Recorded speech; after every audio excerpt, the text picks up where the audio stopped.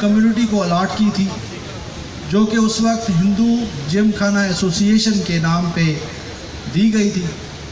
उसके बाद पार्टीशन के बाद इस ज़मीन को, इस प्रॉपर्टी को जिसका नाम हिंदू जिम खाना है, उसको फेडरल गवर्नमेंट ने एज अ एवेक्यू लैंड करके ले लिया और यहाँ पे काफ़ी अरसा उनका एक डिपार्टमेंट काम करता रहा, सिर्फ़ और सिर्फ इस अंदाज़े से कि शायद पाकिस्तान में कोई हिंदू स्पेशली कराची में नहीं बचा जो इस प्रॉपर्टी की देखभाल कर सके।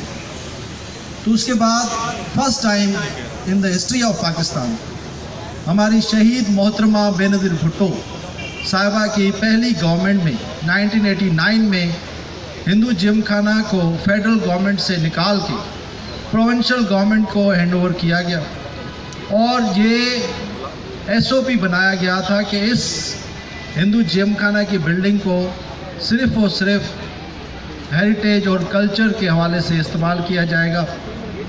लेकिन उसके बाद जिस तरह की गवर्नमेंट्स आती हैं यहाँ पे, कुछ अनडेमोक्रेटिक गवर्नमेंट्स आई जिनकी ज़ोर ज़बरदस्ती पे इस हमारे नायाब मॉन्यूमेंट को लीज आउट किया गया और इस वक्त इसमें नापा जो है वो काम कर रहा है।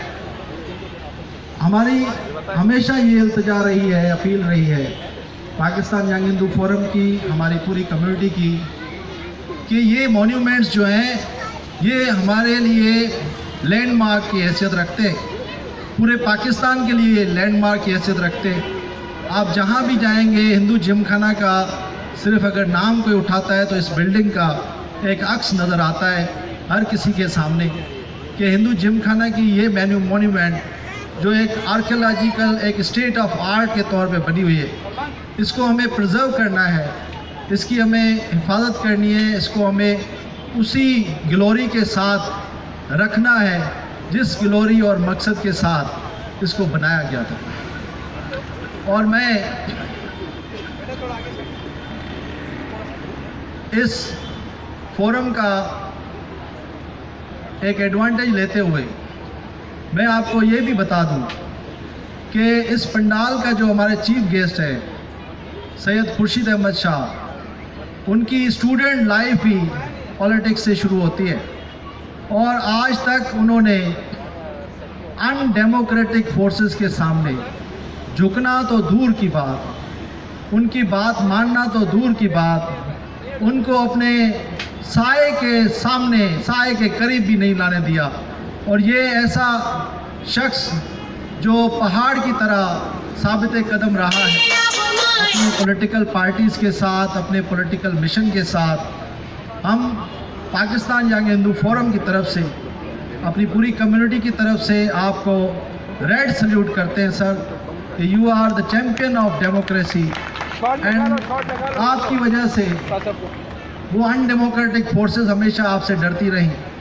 आपको ज़दोकौब किया गया, आपको 2 साल और 2 महीने आपको एक ऐसे गलत और गैर कानूनी केस में, क्योंकि मैं वकील हूँ और प्रैक्टिसिंग लॉयर हूँ, मैं अपना ओपिनियन दे सकता हूँ कि ये केस में किस तरह का केस बनाया है।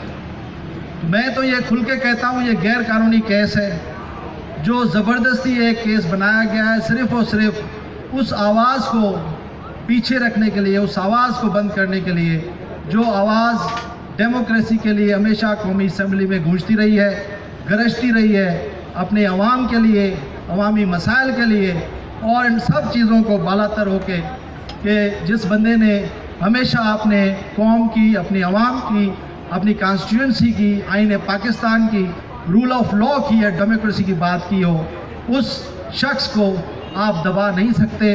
उस शख्स के पीछे पूरे मुल्क, पूरे अवाम, पूरी कम्युनिटी हमेशा खड़ी रहती है और साबित कदम रहती है। मैं आपको आज के प्रोग्राम में वेलकम करता हूं और उसके साथ तमाम मेहमान गिरामी जितने हमारे इनविटेशन पे यहाँ आए हैं, मैं उनको भी वेलकम करता हूं। और मैं अपनी पूरी टीम से गुजारिश करता हूं कि जो भी मेहमान यहाँ पे आए हैं उनको बहुत आनर और इज़्ज़त के साथ हमें एंटरटेन करना है, उनको यहाँ पे दिवाली एंजॉय करानी है और उनको ये याद दहानी करानी है कि जिस जगह पे आप बैठे हो ये आपकी जगह है, ये किसी और की नहीं है। Thank you very much. आप सबका फातिमा रात का, स्पेशली मुकेश कुमार साहब का, मुखी उमेश साहब का, चंदर ज्ञानी साहब का, प्रकाश लाल साहब का, शाम शाहानी साहब का और गुरमुख साहब जो हमारे मेहमान हैं,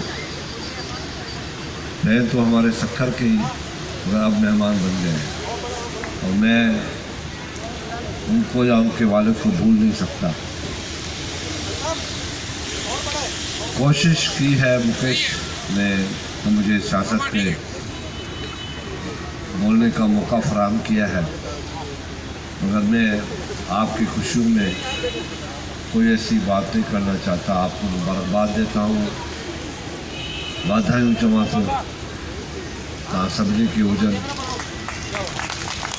ॾियारी जे मौक़े ते म्यूज़िकल शो भी आहे, ख़ुशीअ जो इज़हार आहे।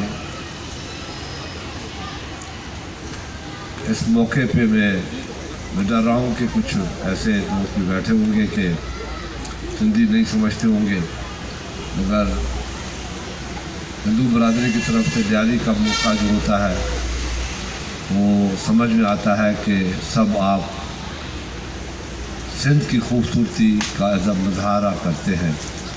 मैं हिंदू बरादरी को सिंध की खूबसूरती से मुशाबत देता हूँ कि आप हमारी सिंध की खूबसूरती है।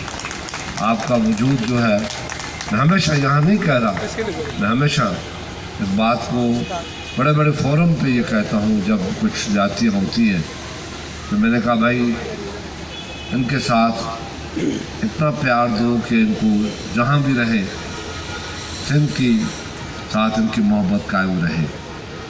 और स्पेशली गुरमुख बैठा हुआ है यहाँ पे, इनको हिंदुस्तान जाकर एहसास हुआ होगा कि सिंध क्या है, मेरा शहर, मेरा घर, मेरा बस्ती क्या है। तो इस खुशियों में हम सब आपके साथ हैं। अल्लाह ताला आपको खुशियाँ दे, हमेशा आपको खुशियाँ नसीब हों, इस तरीके से आप खुशियाँ मनाएं। ये आपकी प्रॉपर्टी है, यकीनन आपकी प्रॉपर्टी है। किसी के कहने से मैं मुकेश कुमार साहब को कहता था कि जो मेरे लिए खिदमत है मुझे बताएं, क्योंकि आपके नुमाइंदे आते हैं। पहले नुमाइंदे होते थे डायरेक्ट इलेक्शन के सूरत में और उनको डर भी होता था आपसे। अब वो नुमाइंदे हैं सिलेक्शन पे, ये अगर वो फिर वोट के थ्रू आए तो यकीनन आपके मसाइल आधे से ज़्यादा कम हो जाएंगे। तो ये मेरी कोशिश रही है कि आपको 2 वोट का हक दिया जाए, कि एक अपने मेंबर के लिए, कम्युनिटी के लिए, एक जनरल मेंबर के लिए। तो कम से कम, क्योंकि डेमोक्रेसी की मायना ये है कि आवाम से वोट लो और उसको आप रिटर्न में जो उनका राइट है, जो उनकी ख्वाहिश है, जो आपका मैनिफेस्टो है, उस पर अमल हो। तो मुकेश साहब ने इतना तो सियासत में बोल गया, अब ज़्यादा नहीं बोलना चाहता। मैं आपको फिर एक मरतबा सिंधी में चवंदा आहिनि वाधायूं थो ॾियां। अल्लाह तव्हां खे ख़ुशि रखे। महिरबानी। शिव मंदिर आहे केतिरो, उनजे रिकॉर्ड वठण खां पोइ मुंहिंजी नीलकेशव साहब सां